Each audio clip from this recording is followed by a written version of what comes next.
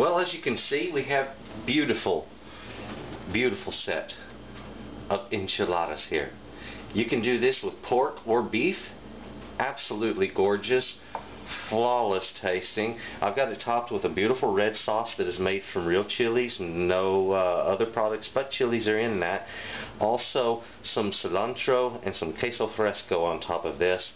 Wonderful dish, pairs wonderfully with this white Zinfandel. I recommend that you give these a try. You're going to be blown away. Excellent dish. Hello, welcome back to Texas Cooking Today. On this episode of Texas Cooking Today, we have something real special, some enchiladas. Now, I'm going to show you how to make enchiladas, the typical enchilada that you've normally seen, with the red sauce on top, the red chili sauce. Most of the videos I have seen on YouTube that deal with doing a red chili sauce have something to do with opening a can of tomato sauce and pouring a bunch of chili powder in it.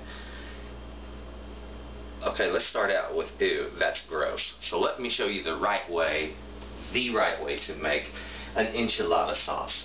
And also, I want to show you that the meat that we've already cooked up for this, and I want to tell you how that was done so that you can get yours taken care of, that you can make some really, really good Mexican food. Okay, and that's what I'm doing. It's just sort of a short series on several popular Mexican food dishes, and this is part of that. So I'll tell you what. Come a little bit closer, let's take a look at our ingredients, and let me show you what we're going to do to make a great sauce.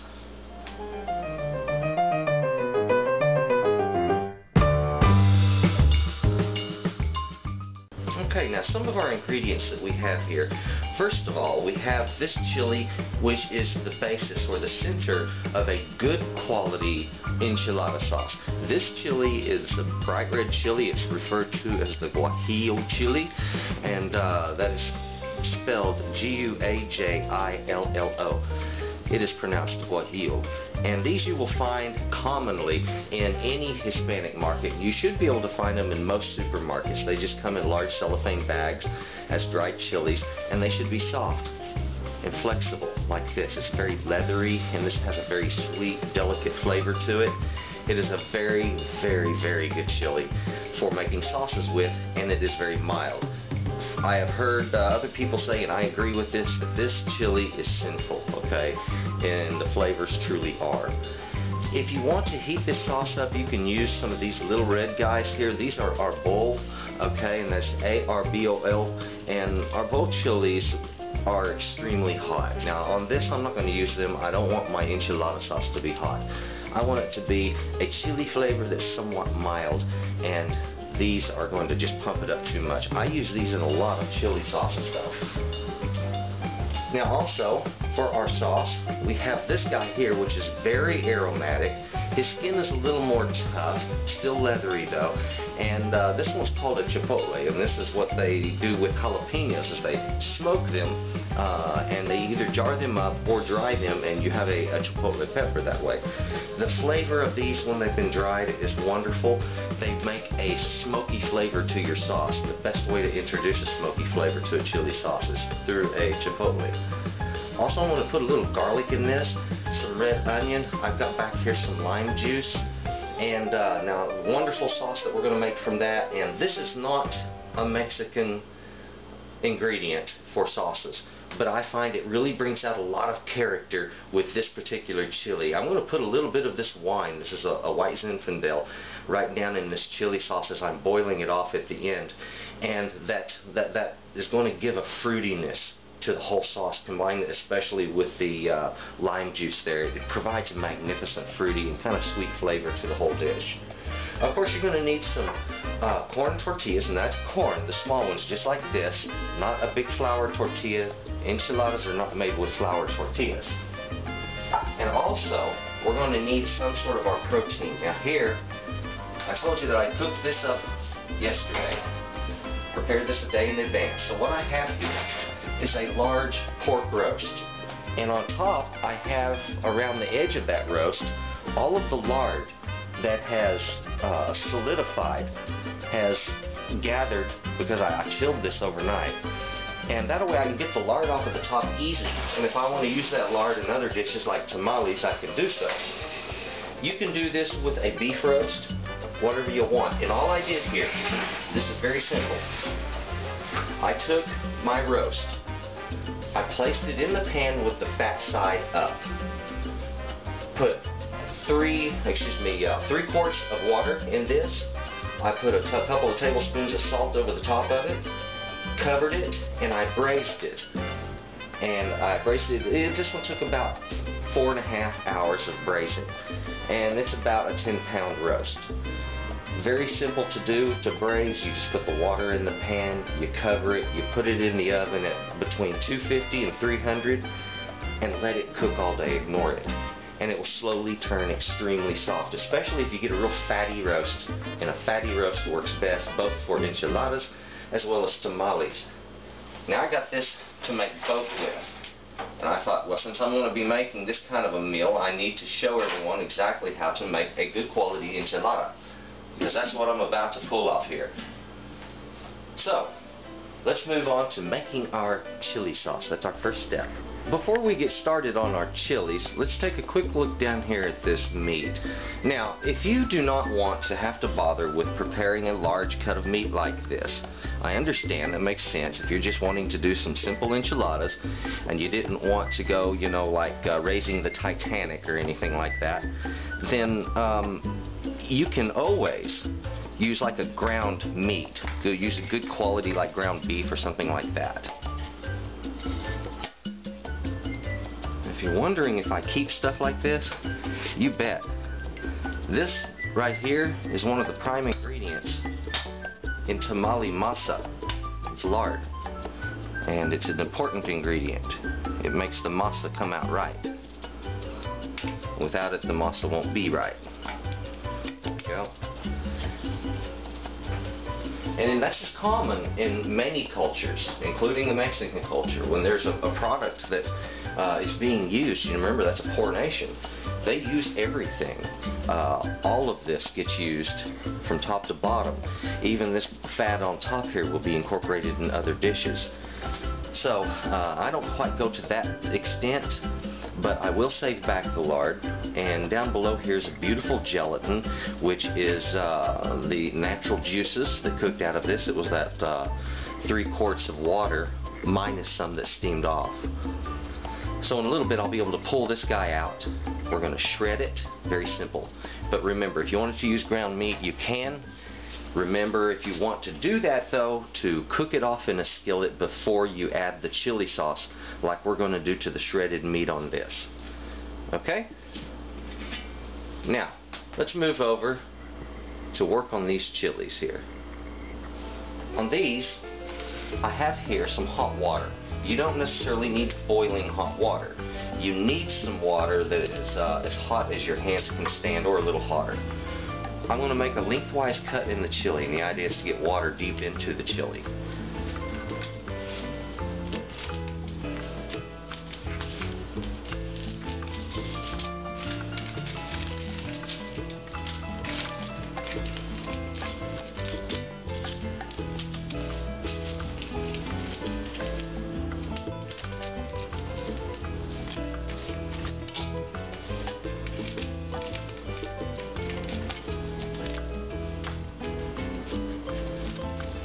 I tell you, the guajillo chili, this little guy, is one of the best tasting chilies you'll ever be able to enjoy. The flavor that comes from it is smooth, it's fruity, and absolutely delicious.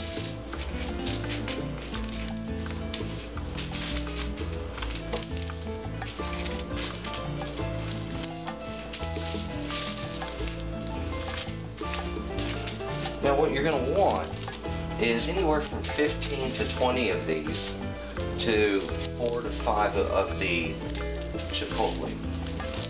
Remember, the chipotle we're using mostly for the smokiness it imparts, not so much for the chipotle flavor on this one.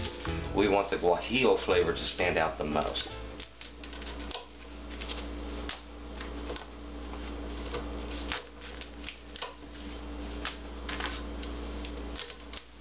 And these chipotles will also make the sauce a little darker. They have a dark brown color on the inside of the skin, on the inner pulp. and that does have a tendency to darken your chili. Your chili sauce.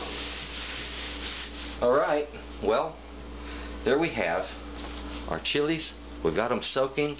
These are going to need about 1.5 hours to 2 hours in this hot water, and I'd recommend turning them a couple of times as you do that. And as that happens, you're going to notice they're going to puff up and they're going to get soft. They won't be thin and flat like this, and they will take on a beautiful aroma.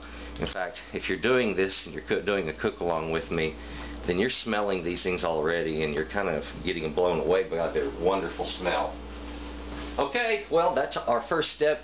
We just got to give this some time, and while I'm giving this time, we're going to be busy processing our meat. Okay, now let's take a look at this meat and go ahead and get it shredded.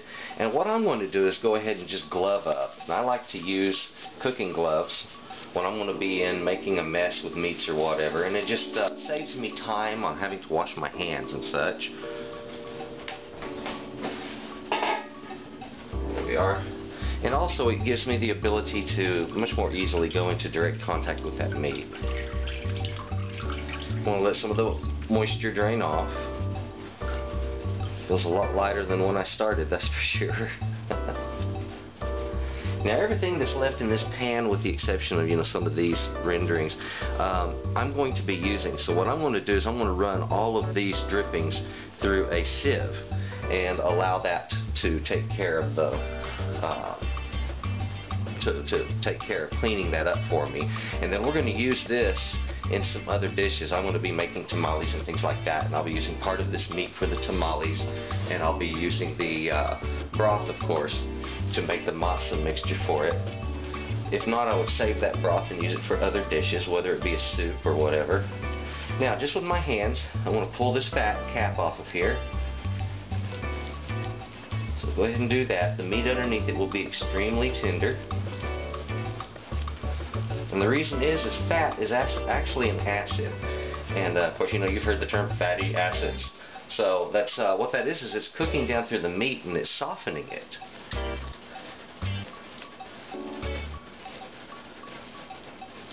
Wonderful thing. And I'm not going to mind having some of this fat in my meat, because that's just part of a Mexican dish. If you go to Mexico or a good Mexican restaurant where they make things authentic, then you'll find out quickly that a lot of things like that get used, and you taste quickly the flavor of lard and things in the beans and in the rice and other dishes that they make, because it's a common ingredient. But when there's large pockets of it, like right here, I like to go ahead and remove the heavier globs of fat. Just get that out of the way altogether.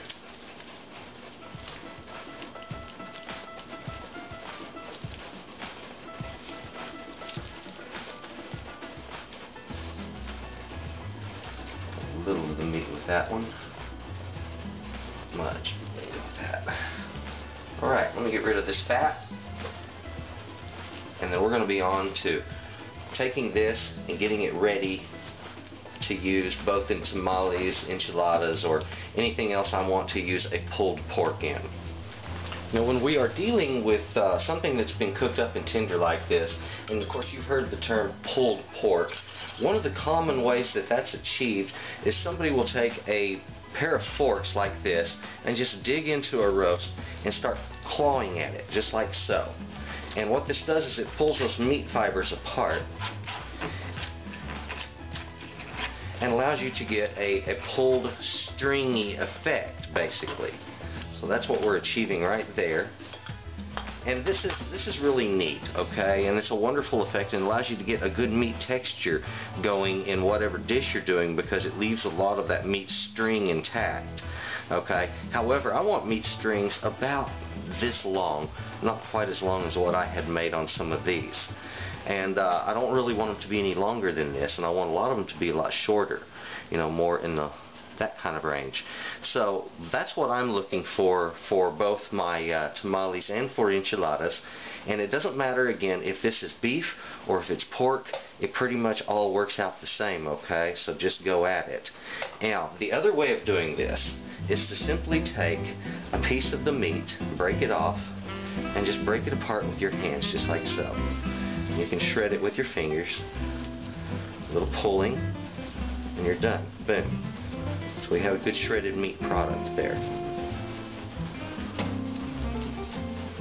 And that's usually the way I go at it. I just start grabbing meat and start tearing at it. And when I'm done, I have a nice product. Get over here to something a little leaner. That was kind of fatty. Now that breaks. Smooth, even. This is some of the dark meat. Some of the good flavor right there. And we're going to also be mixing this with some chili sauce. That's one of the important things about making that chili sauce the way we've done it, is that is part of the flavorant for the meat itself. And of course the other flavorant for this meat was the fact that you left the fat on it when you cooked it, and then that fat cooking down through it provides a lot of flavor, along with the salt we put on it. Brings out incredible meat flavors. This can be used for a lot of other dishes too. If you want pulled pork sandwiches, bam, you've got them right there. If you want pulled pork tacos, right here, a wonderful item. And all of these things taste fantastic good. Now when you get long strings, just cut those down into shorter pieces, cut across your grain. And when you're doing that, that allows it to break apart into those shorter pieces that we're looking for. So that's all you really have to do, and I'm going to go through this whole roast this way.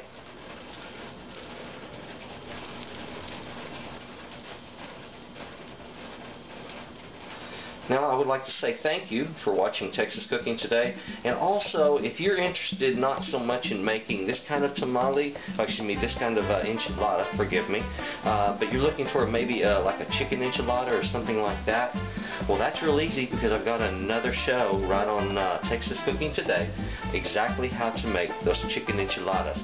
And I do it with a combination. You get your choice of doing a verde sauce or a sour cream sauce, and either way they come out just magnificent. However, the preparation methods overall are not a lot different one from the other.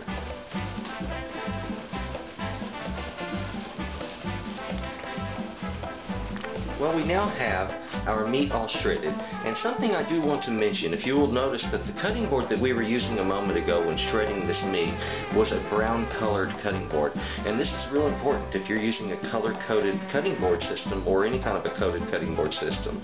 The brown boards are strictly for cooked meats. Doesn't matter what kind of cooked meat it is, seafood, pork, beef, chicken, anything, it all goes on the brown board if it's cooked.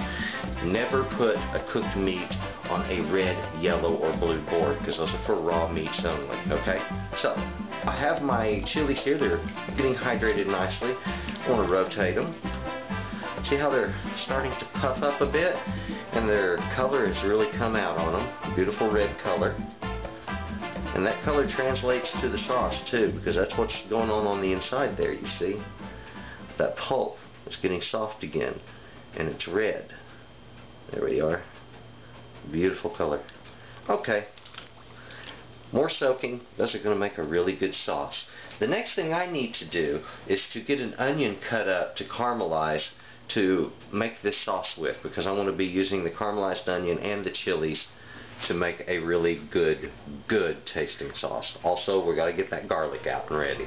It's time for us to go ahead and cut up our onion to get it ready for our chili sauce. Now, I've got a pan right over to the side here that I'm going to be putting this in. Something that you need to know about onions when you're cutting them before we go and dive into this. Here's the root end. This is the end the stalk comes out of. On the root end, if you slice into this, cutting crosswise, suddenly a whole bunch of milk is going to come out.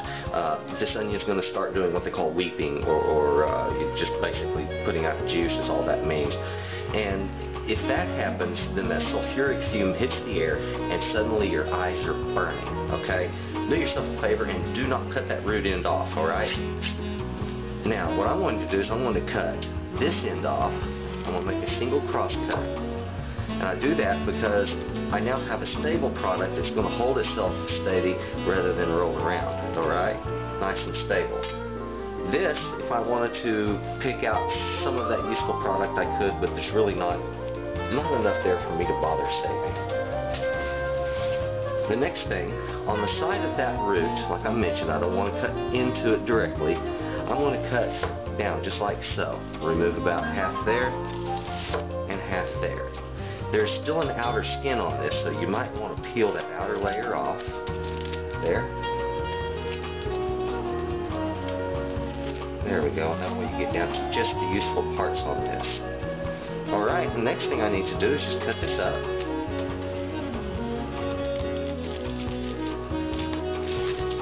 And this is a really safe and easy way to process your onion. You don't get all of the sulfuric fume in the air.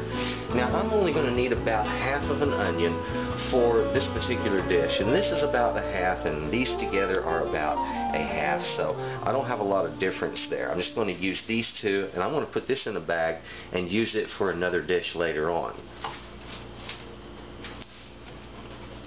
Now for cutting these up, we don't have to do anything real fancy here, so I'm just going to make a couple of lengthwise cuts, like so.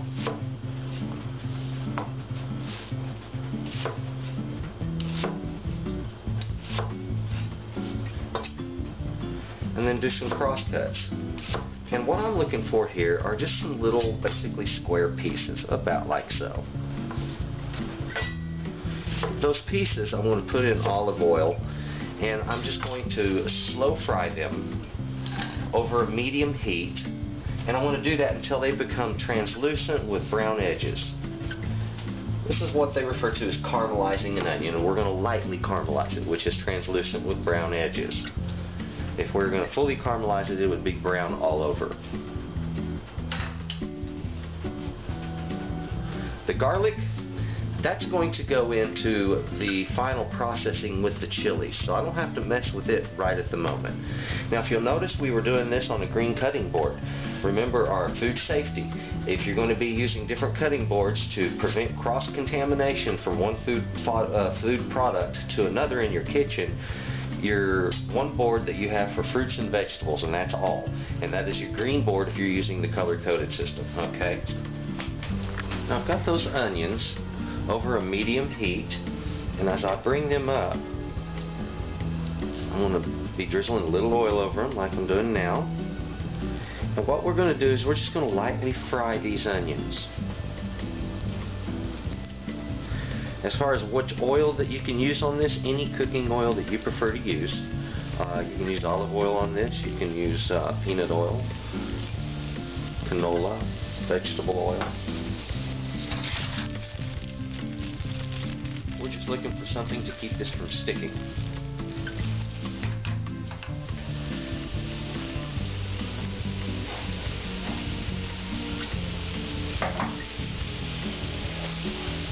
A little bit of salt. And it's not that I'm looking to make the onion salty, I'm looking to bring flavor out from the onion. Salt will help do that. Salt will also help the onions to give off more moisture. Salt is anhydrous, it pulls moisture out of different foods.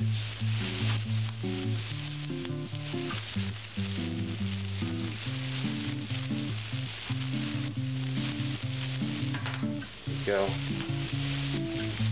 I think I lost a piece, shot out of my hand. Every once in a while I'll do that. We're going to give this time to fry on up.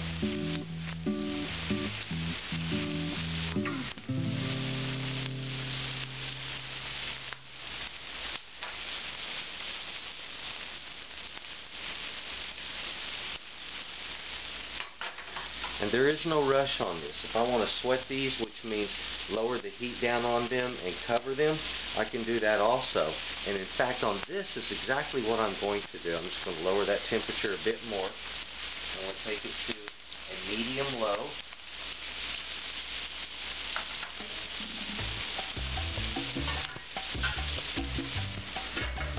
There we go.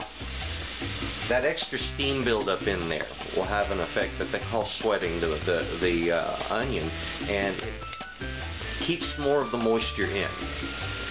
Really good. In this case, we want some of the moisture out of the onion, but we're also looking to keep it in there long enough to cause the onion to become sweet. This is a sweetener for this dish, not a primal essential ingredient. And it is rarely used in an enchilada sauce. In Mexico, in most of those sauces, they use just strictly a chili sauce. But on this one I wanted to show you one that was just slightly sweet, very American, and it's a little twist that I'm going to do to it. And it'll make a good quality sauce that will make your enchiladas just that much better. And people are going to be amazed at how good they taste. Now, these have been sweating for just a few minutes on medium-low. It's been about 5 minutes now. If you'll notice, I'm getting some browning, little brown edges. However, they still got good color. They're not quite translucent yet. So I want to keep this up until I have even brown edges across them and that they're translucent. But they're getting there, not far off. And when they get like that, they become quite sweet, and they're going to be a good flavoring for this sauce.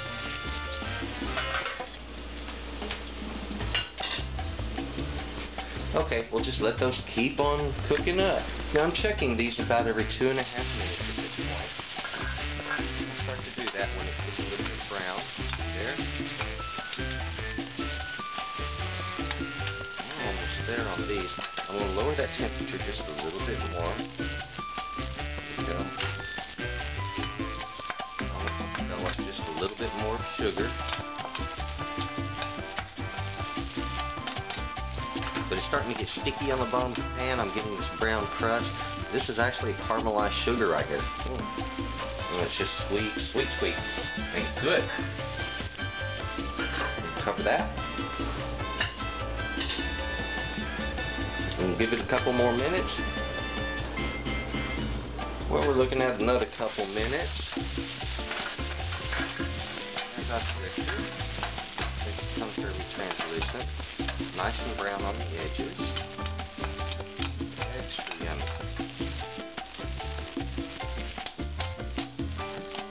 And they're sticky. I can leave them over low heat for just a moment more, for about another 2 minutes, completely covered.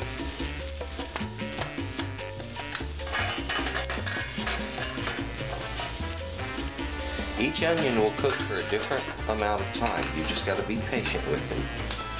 Make sure you check it frequently. Let it burn. You want some caramelization, but not burning. Okay, I have my onions all nice and pretty, and these are going to make a very good flavor. See how they've wilted well? They've got brown edges all the way.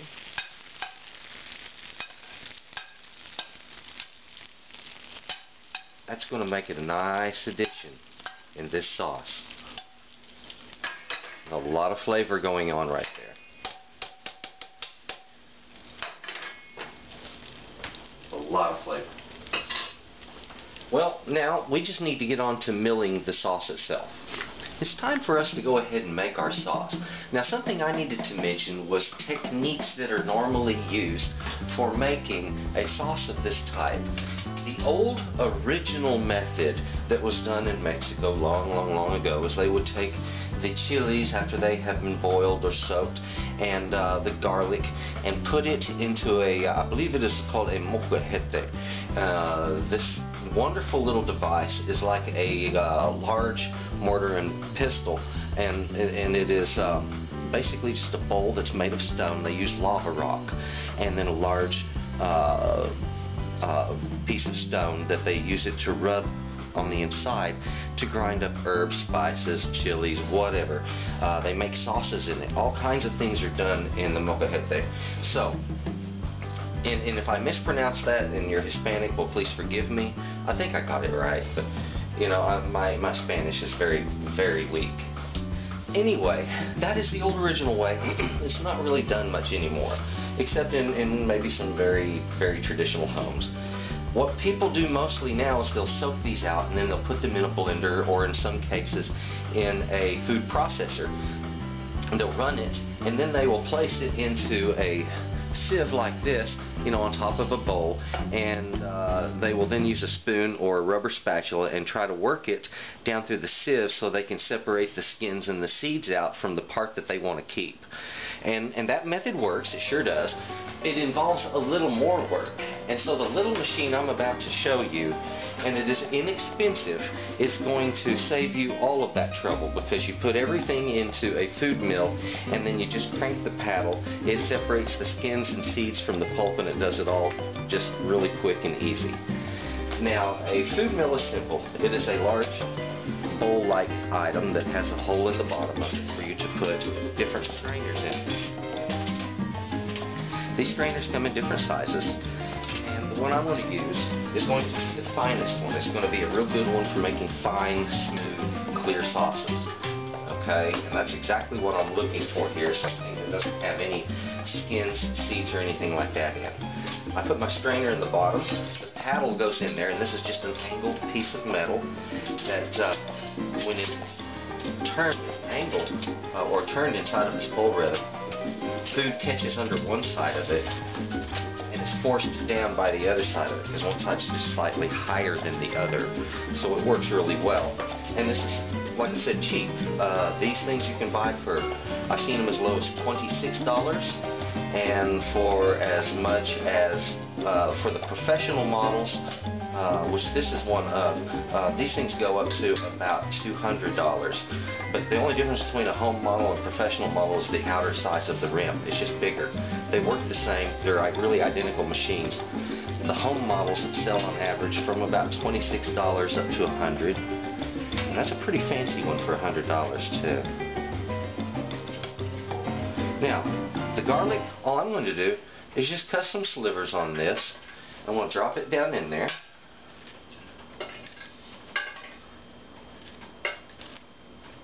And you don't have to be any too neat about this. All I'm doing is just cutting it down a little so that the food mill will do its job a little more efficiently. The next thing, I want to take my onion, and we're going to put the onion right down into this. I want to get the oil, salt, everything that I had in there. Alright. That oil has a lot of flavor in it, and it's going to work in very well in this dish. Now you want to keep the spatula around, okay, because you're going to be using it. On your chilies, simply take those. Remember we split them earlier? Pull the chili apart. At the top up here, you can pull that crown out, and the seeds usually come out with it, just like so. If there are extra seeds and you don't want them in your food processor or blender, you can just wash them just like that. I like to take these and tear them a couple of times just to break them down, make them easier to work, regardless of the machine you use, any of the three.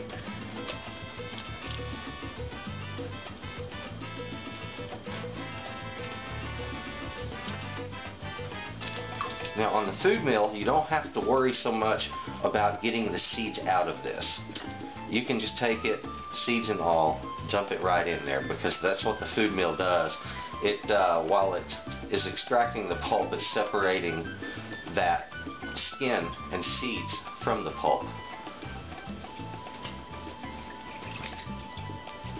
Also, these make wonderful other dishes. If you want to make the best mashed potatoes that you've ever made in your life, then you just need to use a food mill. It's just that simple. There's that wonderful chipotle.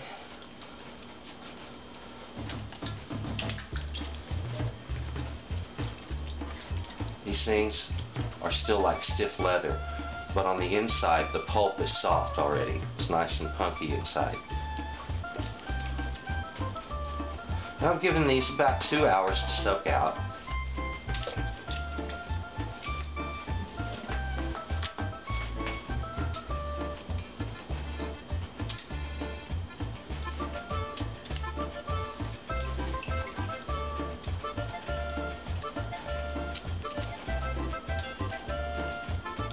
Oops, I think I missed my bowl with the stem. Life goes on.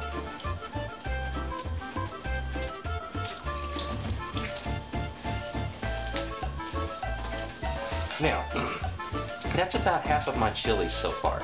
And I have a good bowl up here. Hands a quick rinse. Now I've got this about halfway full. I'm going to crank this just enough.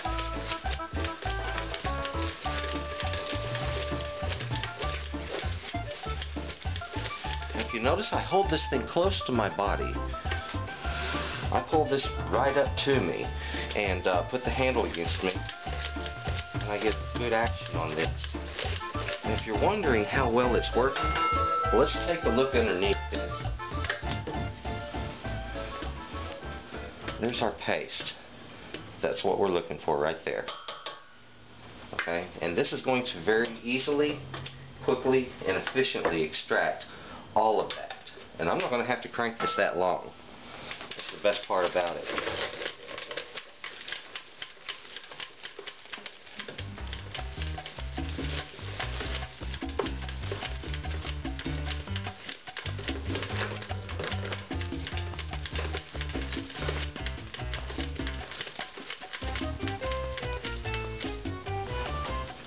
Okay, I can put the rest of my chilies in this.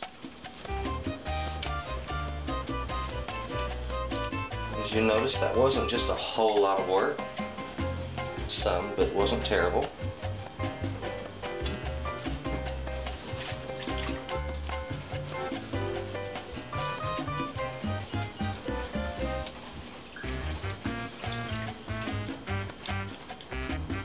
There are some people that like to buy these machines to make baby food with. If you have a young one in the family and you want natural baby food, foods made from fruits, vegetables that are fresh that you get one of these machines. It's going to make easy work of it.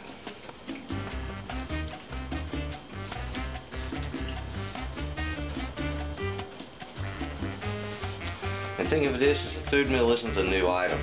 This has been around for centuries. It's a magnificent device. Works wonderfully well.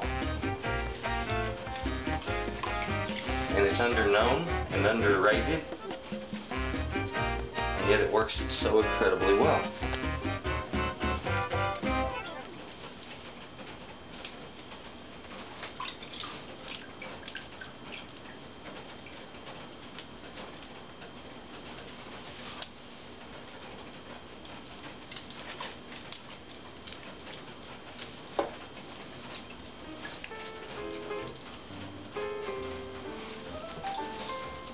I think I've just got a little bit left in there, and that's about it. Okay, let me get this bowl out of the way.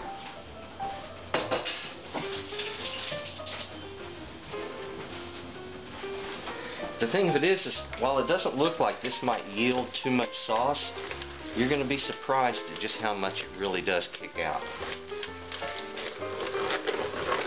And what I'll do is occasionally go backward through the food mill just like this, and what that's doing is it's knocking loose material off of that sieve.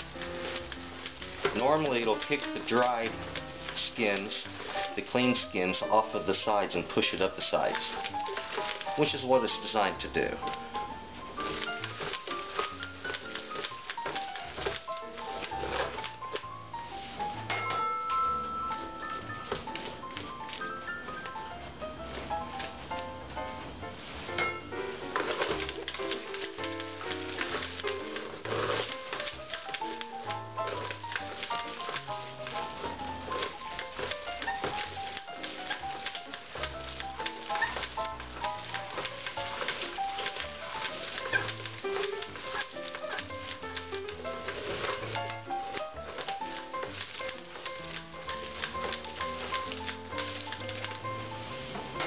And it's getting to where I've just got mostly worked out skins on top.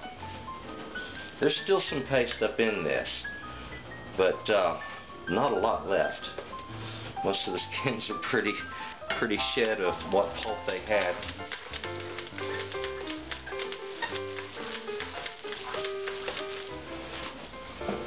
Get this rinsed.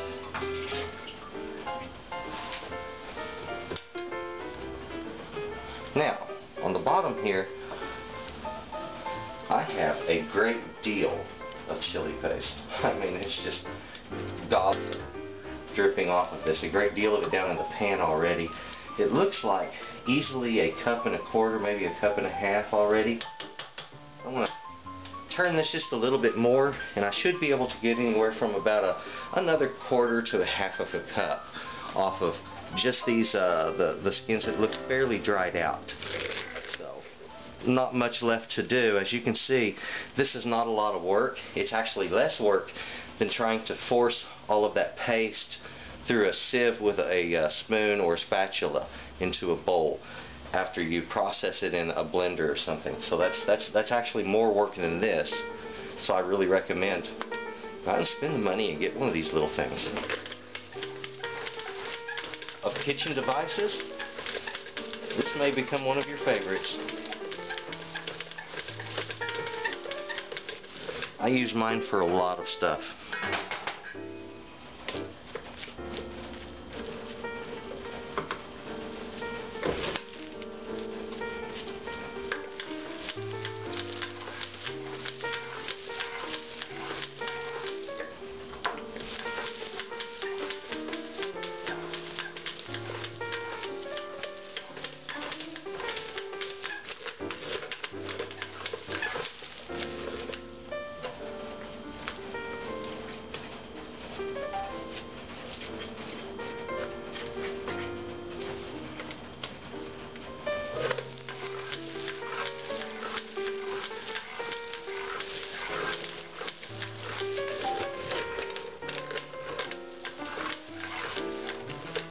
Now the skins are looking that much more dry.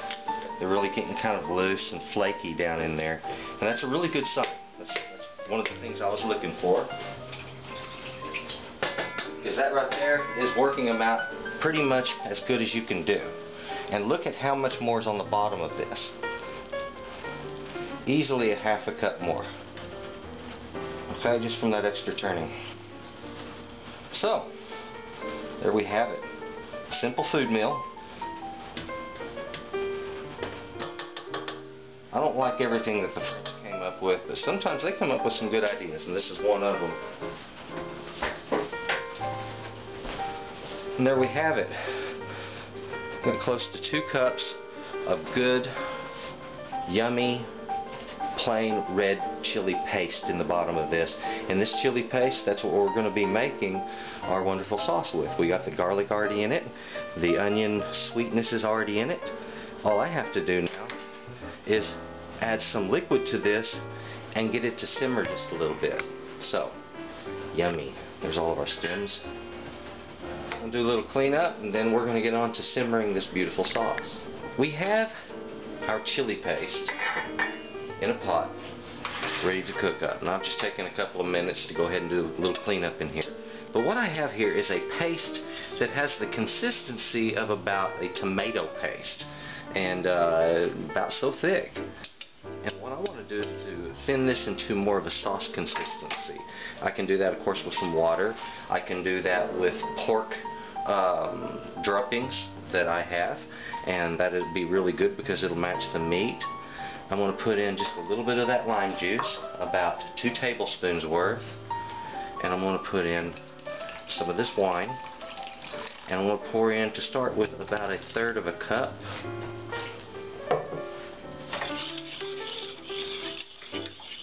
If you'll notice, the chili paste, they take that moisture in rather quickly, okay? And I've still got a very thick product here.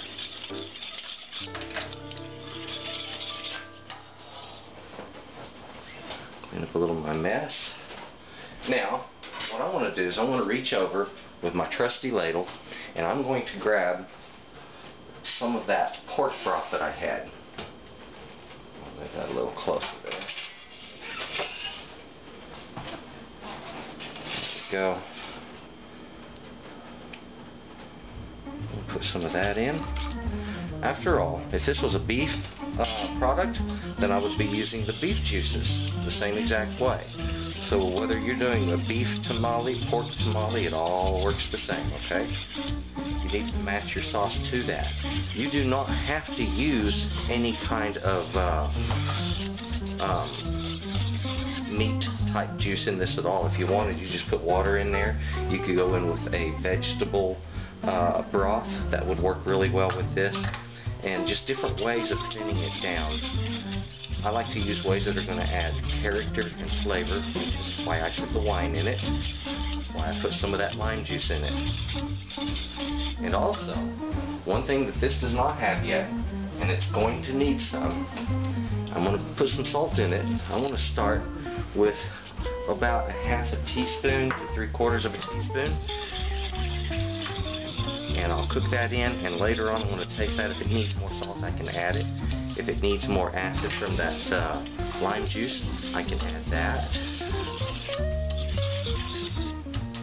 What I was doing just there, if you'll place a whisk in the palm of your hand and push it in a circle, it'll automatically track to that outside wire, the outside what they call tine, and it'll run right up along that inner groove of the pan, and it'll just rotate there in the palm of your hand as it does it. It'll clean that edge, is what it does.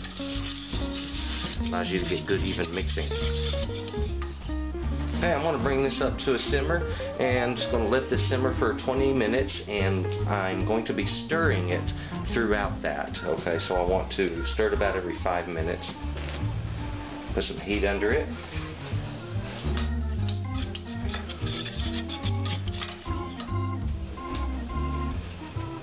Add just a little more of that wine. So I've only used about a glass of wine worth of wine. Not a lot, maybe half a cup there, slightly more. But that's going to increase the fruity quality of this. We got a sweetness from the wine. We got a sweetness from the onion. There is a fruity quality from the guajillo chili. And this whole sauce is just absolutely remarkable. So when you make one of these, you're just going to be blown away by it. And you will never think about using tomato sauce again to make tamales or enchiladas or anything else that a nice red sauce would go on top of or in or with, because you're going to realize the difference that the real chilies actually make. The flavor profile is incredible. I've been simmering for about 5 minutes now. The smell of chilies and garlic is exploding in the air. It's a beautiful smell, and there's a smokiness to it also from that chipotle. Look at this beautiful red colored sauce. It's just bold in its color.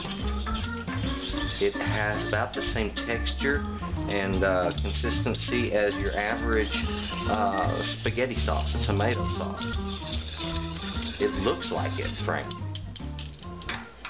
This is probably why a lot of people think that enchilada sauces are made with tomato sauce, when in reality they're made just with chilies. Well, we're going to let it simmer for another 5 minutes, and like I said, over a 20-minute period, stir every 5 minutes, and let it simmer for at least 20 minutes. If it goes 30 or 35, that's fine also. Now we need to go ahead and stir this again. It's been another 5 minutes, and this has been simmering now for a total of 10 minutes. And I want to, at the halfway point, since we're going to be simmering this a minimum of 20 minutes, at the halfway point, I want to taste this, correct any seasonings, add any more moisture that it might need for the remainder of its simmer. It is getting a little bit on the thick side. Now, have a spoon with you.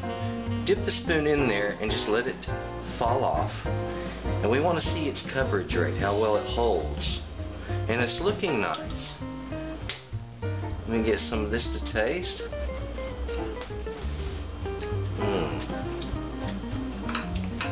That is wonderful. It's delightful. Needs a little bit more salt. About another half a teaspoon. Fruity, acidic, doesn't have much heat to it, you know, as far as a spicy heat.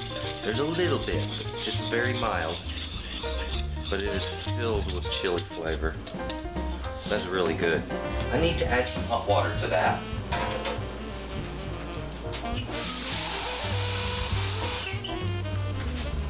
So pour a little bit here. And that's just for evaporation.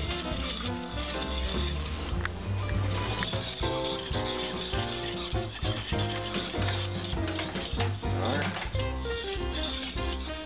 Beautiful consistency that I was looking for. And look how much sauce that we have from those chili. A lot of sauce right there, okay?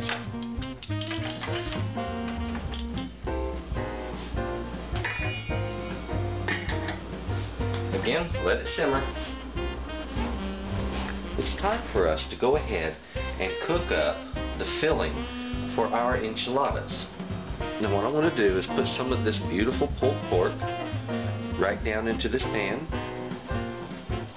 I don't need a lot here. I'm only making a few tamales.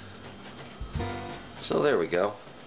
And this right here is enough for me to make, oh, that's about 1, 2, 3, about 4 tamales. Excuse me, I keep saying tamales. About 4 enchiladas. My goodness. I have tamales on the brain because you see over here on the other side in this other pot I've been making this chili sauce, and that one goes into tamales that I'm working on, which is what the rest of this meat's going to be for also. So now you know why I'm just like off on that. Let's put some oil in the pan here, and I got some heat underneath it.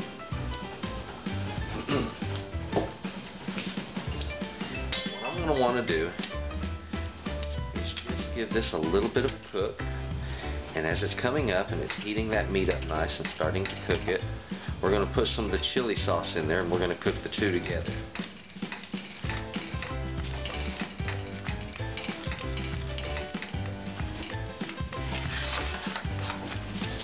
And I mentioned earlier that one of the reasons I like doing it this way is the texture of the meat. When you get a nice shredded meat like this, the bite that it has, the feeling that it has when you bite into your enchilada or when you cut through it, is a totally different thing, and it really lends to the dish.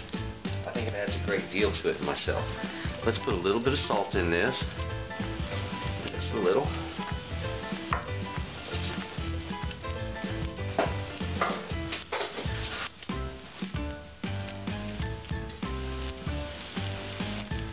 Beautiful sauce that I made. That is divine. Beautiful.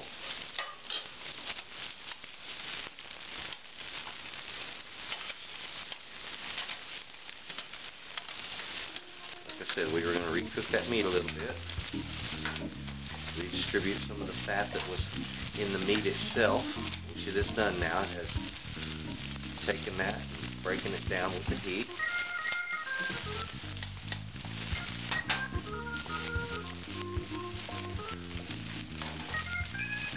And now we need to add our flavor.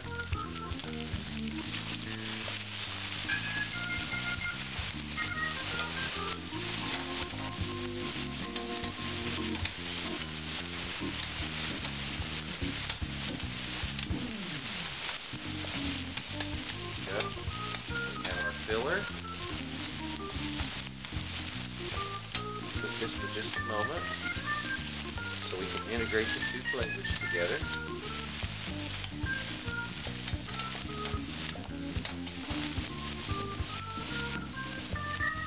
We're talking a wonderful, wonderful way to make enchiladas.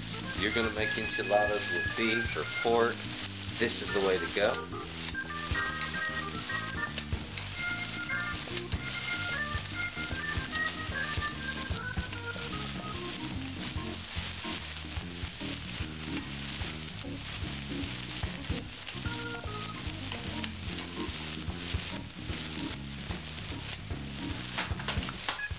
Alright, I can shut the heat off.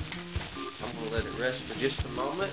And what I need to do now is to simply get out some of those corn tortillas, and I'm going to steam them in the microwave. You can also do it in an oven different ways. Something that you may want to know about when you're getting ready to heat your tortillas, whether they are flour or corn. Take a paper towel, place it in the bottom of the dish you're going to heat them in. Drizzle in just a little few drops of some water. and put your tortillas right on in there. I like to stagger them, kind of move them around a little bit so they're easier to pull out. I can grab the edge faster. A little more water on top of that. Now, I can put this in the microwave oven, or I can place it in a regular oven at about 350, 375. Either way, they'll heat fine. And you want to heat them up until they're nice and steaming hot. Now that we have everything prepared, all we have to do is to put our enchiladas together. Now, let's cover a myth right now. Myth number 1. When you're making an enchilada, you need to put it in a pan and bake it. Okay, that's myth number 1. Mexicans do not put enchiladas in the oven and bake them, okay? They're plated and served. So we have a hot meat, have a hot tortilla, and I have a nice steamy hot sauce over there to put over the top of it.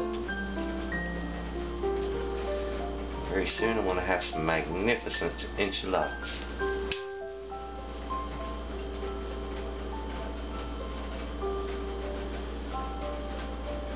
Leave a little space in between them.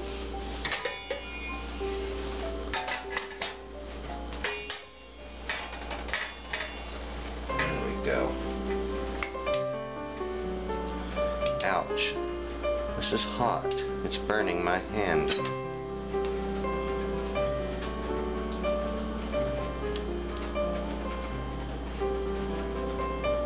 Go. Got them nice and full and fat. All we need to do at this point is get some sauce on them.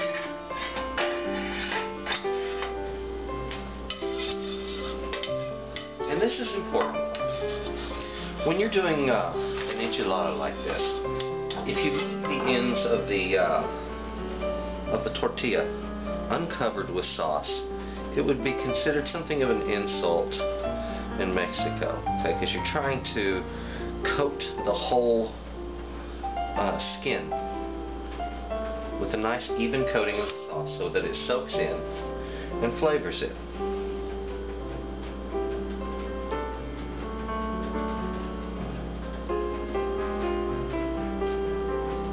There we are. And just a little more down here. This sauce is strong, it's robust, it's a beautiful flavor to it, gorgeous color. Now, something else that we want to do, I like to make my dishes just a little more pretty, something that's going to bring some life out in them. So a little bit of cilantro, just sprinkled across the top. It adds a great deal to the flavor and to the character of the dish. There we go. And I have here what is called queso fresco. And all we need to do is just break off some of this and crumble it a little bit.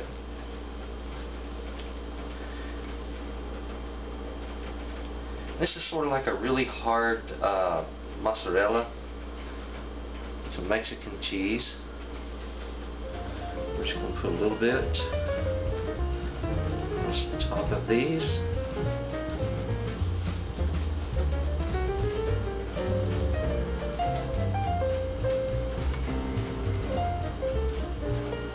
There we go. That lovely, lovely enchiladas.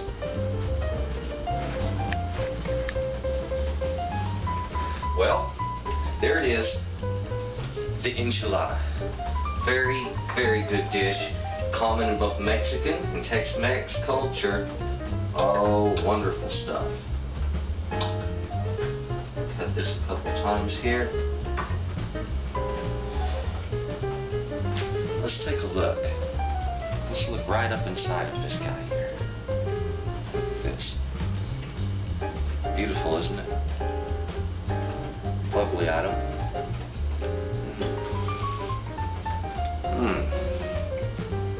Oh my goodness. You know, flavor like this shouldn't be legal tell you what, I hope you enjoy yours. I know I'm going to be enjoying mine. Absolutely. And thank you. Thank you very much for watching Texas Cooking Today. And please join us again, and you have a good day. Goodbye. Thank you for watching Texas Cooking Today, the show where you can get great recipes and the best techniques are taught. Please subscribe to Texas Cooking Today, where you will always find something hot and ready to eat.